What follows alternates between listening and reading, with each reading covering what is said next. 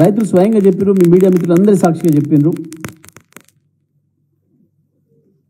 విద్యుత్ విషయంలో కూడా బాగా అవకతవకలు జరుగుతున్నాయి.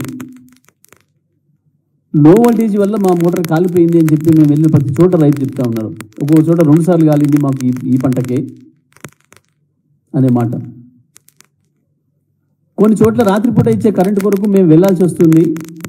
లో వోల్టేజ్తో మోటార్లు పడిపోతున్నాయి. మేము కాపలాకు వెళ్తే తప్ప మళ్ళీ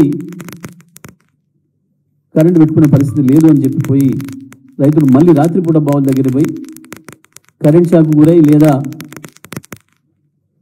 పాము కాటు గురై మరణించే పరిస్థితులు మళ్ళీ వచ్చినాయి. దురదృష్టవశాత్తు ప్రజలు ఏదో మార్పు వస్తుందని, వీళ్ళు ఏదో మార్పు తెస్తారని అనుకుంటే మార్పు మళ్ళీ వెనక్కి తీసుకుపోయాను.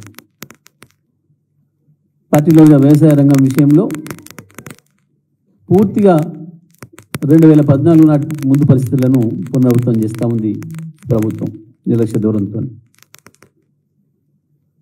వాస్తవానికి కాళేశ్వరం నుంచి 100 టీఎంసీల నీళ్లు తీసుకునే అవకాశం ఉండే. దానికి సరిపోయే ప్రాజెక్టులు కూడా ఉండే, నిల్వ చేసుకోవడానికి సరిపోయిన ప్రాజెక్టులు కూడా ఉండే.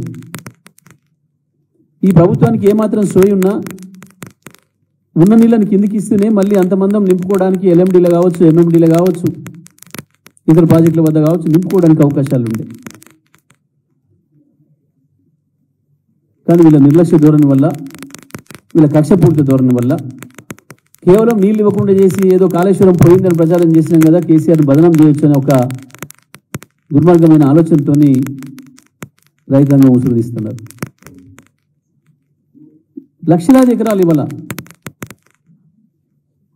ఎస్ఆర్ఎస్పీ ఫేజ్ 2 కాలువల వెంట, ఫేజ్ 1 కాలువల వెంట, మరొక వైపు నిజామాబాద్ జిల్లాలో మొదటి ఫేజ్లో కూడా వరద కాలువ వెంట కూడా ప్రభుత్వాన్ని నమ్మి పెట్టుకున్న పొలాలు లక్షలాది ఎకరాలుగా ఎండిపోతూ ఉన్నాయి. చాలా హృదయ విదారకంగా ఉంది అక్కడ పోతే.